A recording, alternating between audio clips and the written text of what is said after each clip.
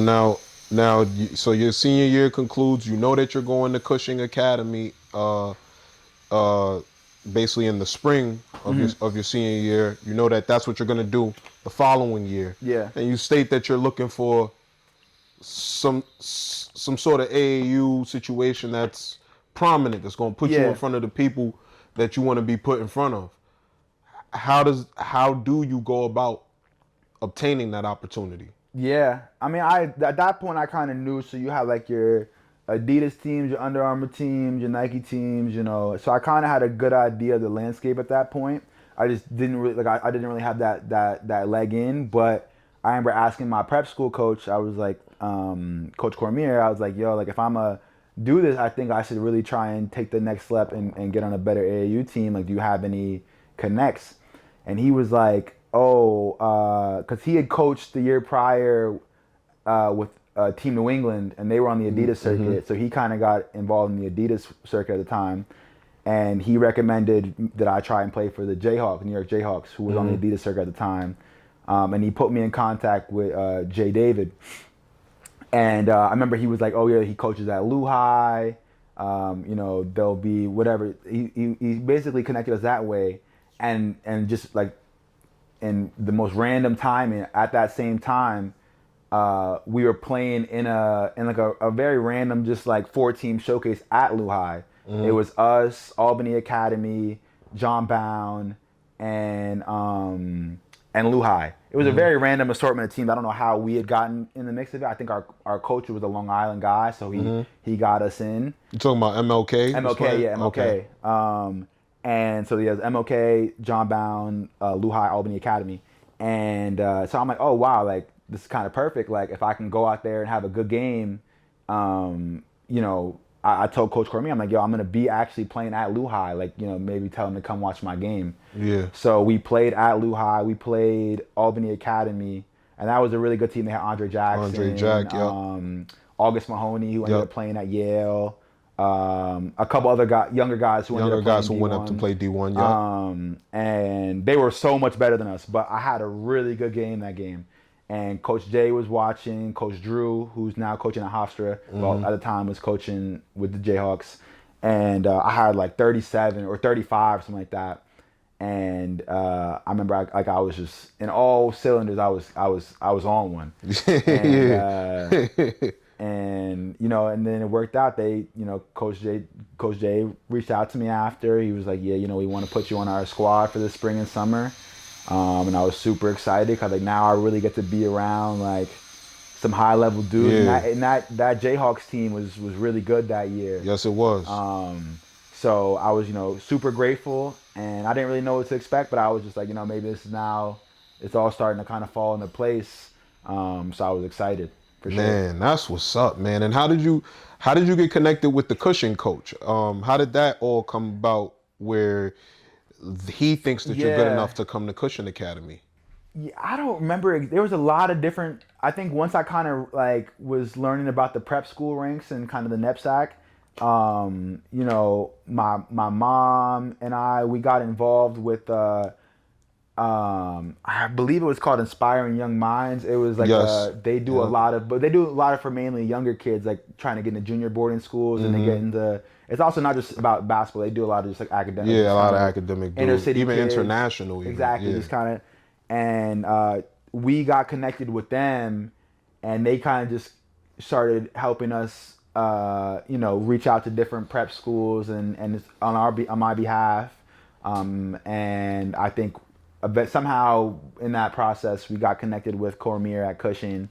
And maybe there are some other coaches in the background that have been backing me too. But I think that was how we kind of got involved. Okay. And when did he get to see you play in person to like know, yo, this is a dude that, or like did he rock with you before ever seeing you play? Yeah, he never saw me play in person. Never saw you play he in just person? saw my highlight tape, and I think he'd done his homework and kind of asked around about me. And at that point, like, I wasn't really well known in New York, but I think, you know, for people who had seen me play, they kind of knew that I was, you know, had some potential. Yeah. So he really took a chance on me for sure, and you know, I'm super grateful for him because he did not have to do that. Wow. But he never. I remember that call too. He called me, and he, you know, I was in the middle of our, or like towards the, like maybe January, February, and he was like, "Yo, like I think you have like a certain toughness and a certain factor about you that's kind of hard to come by, and I want to rock with you. So if you are interested in like really going the prep route, like you got a spot here with Cushing, and we visited, and then we looked at some other schools too. Yeah. What's some of the other preps you had looked at before? Andover, NMH, Deerfield, Hotchkiss. So there was a lot of other NEPSAC schools that had a good reputation for basketball. Yeah. What put Cushing over the top for you? I really liked Cormier, and he was one of the first dudes where I could tell he was really bought in on me. They had a really good program. They were NEPSAC AA, which is one of the better things. So I knew they had a lot of guys go D1. So in that my mind, like I was trying to go D1. I wasn't trying to do this to go D3 or go D2. Like I really wanted, if I was gonna really buy in, like I wanted to do that. So it made sense to me.